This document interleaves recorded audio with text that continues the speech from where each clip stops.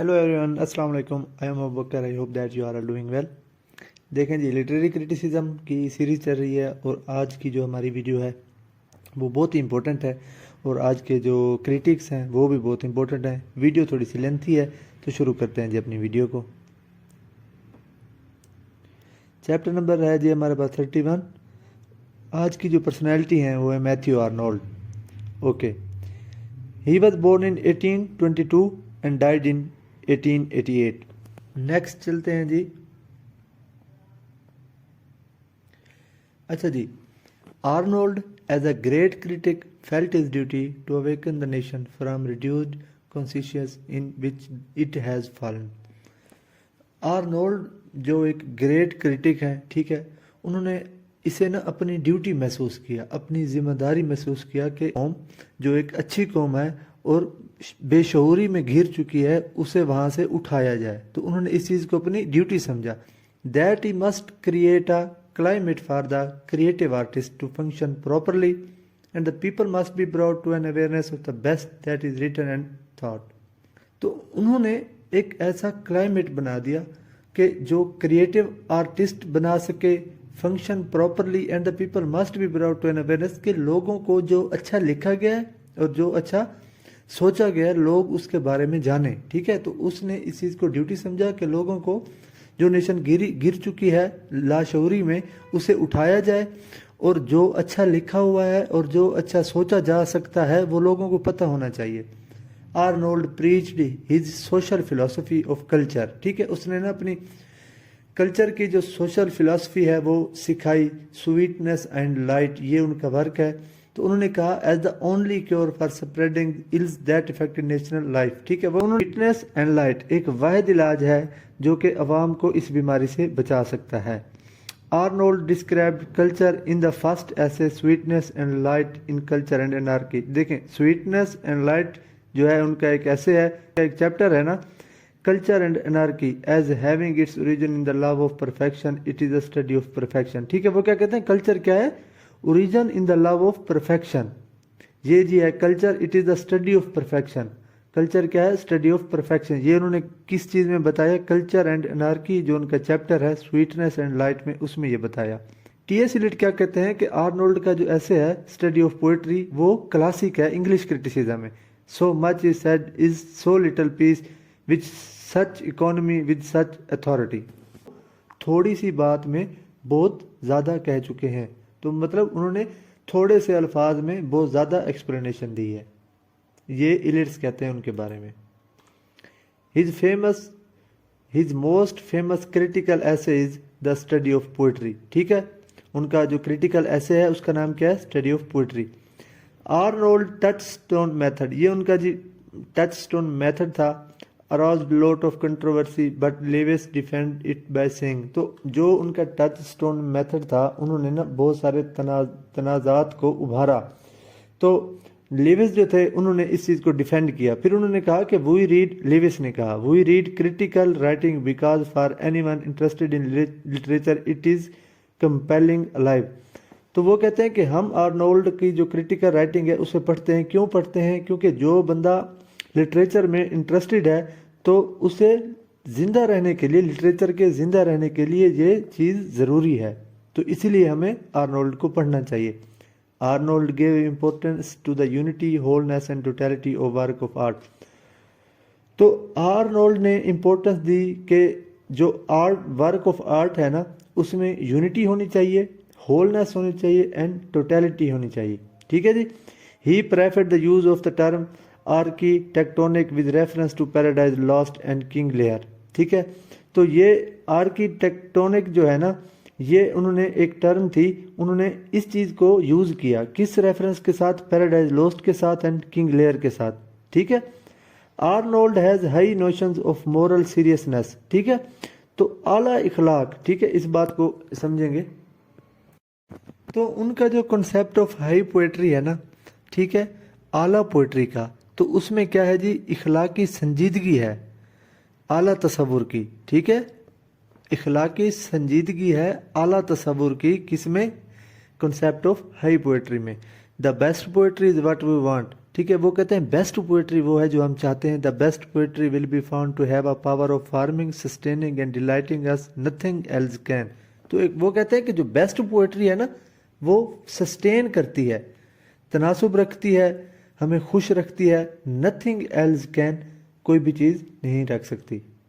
Through his prose work, जो उनका pros work है ना, Arnold tried to justify himself as a poet. तो 1862 he published a series of essays on various authors and he added the opening essay. ठीक है, 1862 में उन्होंने मतलब पब्लिश की एक सीरीज ऑफ ऐसे, जो उसका ओपनिंग ऐसे है वो है the function of criticism at the present time, published in the National Review in 1864. First series of Arnold essay in criticism mark the end of first phase of Arnold critical career. ठीक है, जो पहली series थी ऐसे in criticism में, तो उन्होंने पहले फेज को मार्क किया आर्नोल्ड के क्रिटिकल कैरियर के, आर्नोल्ड ऐसे इन क्रिटिसिज्म। ठीक है, जो उनकी सीरीज थी, यहाँ से उनका क्रिटिकल कैरियर शुरू होता है। जो है जी उनके कैरियर का, वो उन्होंने गुजारा रिलीजियस एंड थियोलॉजिकल कंट्रोवर्सीज में। The second series of essays in criticism marks his third phase. ठीक है जी, मैं आपको एक बार फिर समझा देता हूँ। आर्नोल्ड क्रिटिकल कैरियर उनके पहली सीरीज से शुरू होता है, आर्नोल्ड की ऐसे इन क्रिटिसिज्म। दूसरी जो है फेज में उन्होंने क्या किया, थियोलॉजिकल एंड रिलीजियस कंट्रोवर्सीज में काम किया। फिर सेकंड सीरीज जो आई ऐसे इन क्रिटिसिज्म, ये फर्स्ट सीरीज पहली लाइन में, ये सेकंड सीरीज जो थी क्रिटिसिज्म की, ये उनका थर्ड फेज था। इट वाज पब्लिश्ड पोस्टमसली इन 1888। ठीक है, आफ्टर डेथ। जो तो ये कब पब्लिश हुई, उनकी डेथ के बाद 1888 में। ठीक है, Arnold rated the English romantic very low in comparison with their continental counterparts. ठीक है, आर्नोल्ड कहते हैं शैले के बारे में, a beautiful and ineffectual angel beating in the void his luminous wings in when.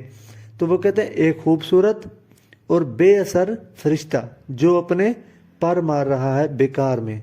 ठीक है, तो वो कहते हैं शैले एक ऐसे राइटर हैं जो एक खूबसूरत हैं लेकिन बेअसर हैं, उनमें कोई असर नहीं है।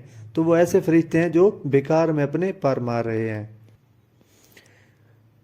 कोलरिज के बारे में वो क्या कहते हैं, वो कहते हैं a poet and philosopher raked in the mist of opium.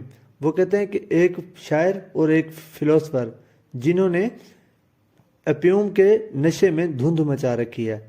In function of criticism Arnold said that, function of criticism में उन्होंने कहा, आर्नोल्ड ने फंक्शन ऑफ क्रिटिसिज्म में आर्नोल्ड ने कहा कि गुड लिटरेचर को फ्लरिश करने के लिए दो चीज़ें होनी चाहिए, एक क्रिएटिव और क्रिटिकल।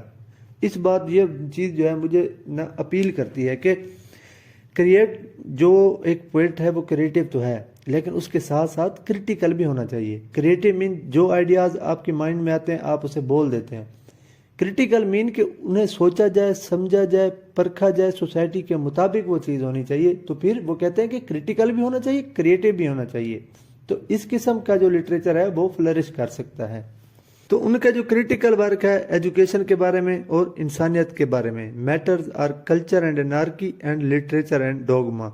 ठीक है, culture and anarchy, literature and dogma, ये जो वर्क है ये किस चीज़ के बारे में, एजुकेशन और इंसानियत के बारे में। अकॉर्डिंग टू आर्नोल्ड के मुताबिक true subject of poetry is an excellent action appealing to the great primary human affection and he believe that a dull subject can be made interesting by the poet treatment of the subject. अब वो क्या कहना चाह रहे हैं, जैसे जी मिसाल लेते हैं, वर्ड्सवर्थ ने कहा था कि पोएट्री जो है उसका सब्जेक्ट क्या होना चाहिए, रस्टिक लाइफ, कि रस्टिक लाइफ पर पोएट्री लिखी जानी चाहिए, देहात की जिंदगी पर। लेकिन आर्नोल्ड क्या कहते हैं जी, आर्नोल्ड कहते हैं कि एक्सीलेंट एक्शन पर पोएट्री लिखी जानी चाहिए जो इंसान के जज्बात को उजागर कर सके। लेकिन वो फिर कहते हैं कि अगर कोई पोएट्री के लिए जो सब्जेक्ट है वो डल भी हो ना, तो पोएट जो है वो उसे इलाज के जरिए इंटरेस्टिंग बना सकता है। Arnold in inaugural lecture as a professor of poetry at Oxford. ठीक है, तो आर्नोल्ड जब प्रोफेसर ऑफ पोएट्री थे ऑक्सफोर्ड में, तो उन्होंने इफ्तिताई जो लेक्चर दिया उसका जो मतलब टाइटल था वो था on the modern element in literature. ये उन्होंने लेक्चर दिया था ऑक्सफोर्ड यूनिवर्सिटी में। तो उन्होंने एक्सप्रेस क्या किया, जो ग्रीक लिटरेचर है ना उसने सर्व किया है as the right model for English poet of his era. तो वो ऑन ट्रांसलेटिंग होमर, उन्होंने होमर जो थे एंशिएंट राइटर उनको ट्रांसलेट किया, was the first volume of criticism of Arnold. तो ये आर्नोल्ड का पहला वॉल्यूम था क्रिटिसिज्म का, होमर की ट्रांसलेशन। द ऐसे that deal with the literary subject, उनका ऐसे जो लिटरेरी सब्जेक्ट के साथ डील करता है, पब्लिश हुआ 1910 में।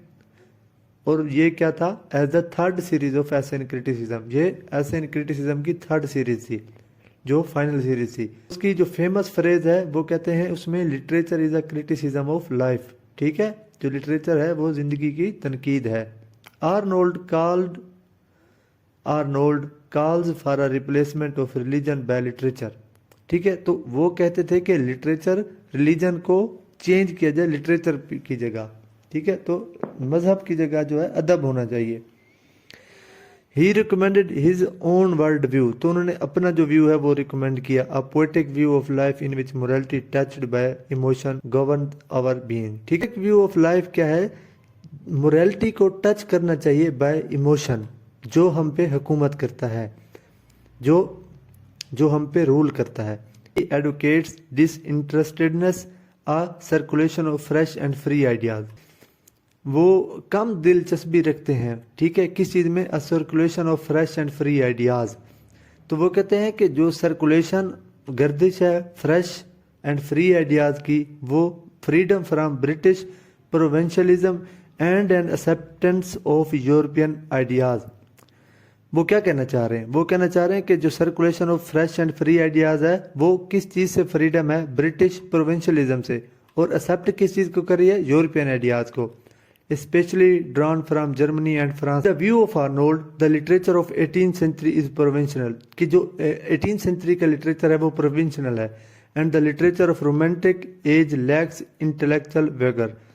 ठीक है, तो जो romantic age का literature है उसमें अकली कुवत है वो कम है, intellectual कुवत जो है वो कम है। Arnold had a very low opinion about his contemporaries. जो उनके साथ के लिखने वाले राइटर्स थे उनके बारे में उनका जो ओपिनियन है वो लो है। वो कार्लेल के बारे में क्या कहते हैं जी? ये इखलाकी ठग है। रस्किन के बारे में उन्होंने कहा है कि ये जो राइटिंग है वो अफसोसनाक है। टेनिसन के बारे में कहा मॉड्स एज लैमेंटेबल प्रोडक्शन एंड। अब मॉड क्या है जी? स्कॉटलैंड में जो चरवाहा थे उनकी जो चादर थी उन्हें मॉड कहते हैं, एज लैमेंटेबल प्रोडक्शन। तो वो कहते हैं स्कॉटलैंड में जो चरवाहा थे उनकी जो चादरें थी। टेनिसन का जो वर्क है ये क्या है जी? उस चादरों की फजूल प्रोडक्शन है। तो ये कहते हैं टेनिसन के बारे में। स्विनबर्न के बारे में वो कहते हैं एपिसिडो, वो कहते हैं ये नकली है, नकल करने वाला, कॉपी करने वाला। शैले के बारे में तो वो पहले बता चुके हैं ना। He said that Alexandrine and the couplet are inadequate for poetic expression. वो कहते हैं कि जो कपलेट है, दोहे अलेक्जेंड्राइन जो है, ये टेक्निक ये पोएटिक एक्सप्रेशन के लिए इनएडुकेट है, ना काफ़ी है। आगे क्या कहते हैं? Arnold said about criticism, purpose of critical power is to see the object as in itself it really is, and for this purpose criticism should be disinterested. ठीक है, फॉर एग्जाम्पल अगर मेरे अंदर क्रिटिकल पावर है तो मैं for example किसी चीज़ पे तनकीद कर रहा हूँ, तो मैं इस चीज़ को सोचूं कि ये बुराई मेरे अंदर है। अगर किसी की बुराई करनी है, फॉर एग्जांपल बात तो क्रिटिसिज्म की ना, लेकिन मैं आपको मिसाल बुराई से दे रहा हूँ। अगर किसी शख्स के अंदर बुराई को हम देख रहे हैं तो हम ऐसा सोचें कि वो बुराई मेरे अंदर है, तो फिर ये दिमाग में रख कर ये चीज़ को सोचना चाहिए। Criticism should be disinterested. और जब आप ये सोच रहे हो तो आप इंटरेस्टेड भी नहीं होने चाहिए। देखें, इतनी ये थोड़ी सी ना डीप है कि जिस चीज़ के बारे में तनकीद करें उसे अपने अंदर रख कर करें, और उसमें आपकी इंटरेस्ट भी नहीं होना चाहिए। Very nice. Arnold term Dryden and Pope as classics of prose. तो जो ड्राइडन और पोप हैं उनके बारे में ये तारीफ करते हैं, वो कहते हैं कि ये प्रोज के क्लासिक्स हैं। वर्ड्सवर्थ को वो क्या कहते हैं? He has place next to Shakespeare and Milton. John Milton और शेक्सपियर के बाद अगर कोई बहुत बड़ा राइटर है तो वो वर्ड्सवर्थ हैं। ये कहते हैं जी Dryden. Arnold has refer to Oxford that sweet city with a dreaming spirit. और जो ऑक्सफोर्ड को वो कहते हैं कि ये स्वीट सिटीज है जहां वो खूबसूरत ख्वाब देख सकते हैं। Arnold claims for poetry in study of poetry. Study of poetry उनका वर्क है, वो पोएट्री के बारे में क्लेम करते हैं। The future of poetry is immense because in poetry our race as time goes on will find an ever surer and surer stay. वो कहते हैं कि जो पोएट्री का फ्यूचर है वो बहुत बड़ा है। क्लासिफाइड ह्यूमन सोसाइटी, उन्होंने ह्यूमन सोसाइटीज को 3 ग्रुप्स या 3 क्लासेस में डिवाइड कर दिया, बारबेरियन, फिलिस्टिनसिस एंड पॉपुलस। ठीक है जी, बारबेरियन किस चीज़ को रिप्रेजेंट करते हैं? अरिस्टोक्रेटिक को, अमीराना फैमिली, ठीक है, जिसे हम अपर क्लास कहते हैं। फिलिस्टाइन रिप्रेजेंट करते हैं मिडिल क्लास को। पॉपुलस रिप्रेजेंट करते हैं वर्किंग क्लास को, जिसे हम लोअर क्लास कहते हैं।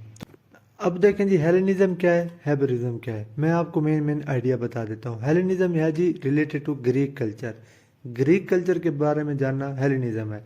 हेबरिज्म क्या है जी? ये है जी मोरल सेंस के बारे में जानना, it is related with faith, ये फेथ के बारे में जानना, ये हेबरिज्म है। Simple idea of Hellenism is to get rid of ignorance and see things as they are and to search beauty from them. John Keats is regarded as the Hellenistic poet.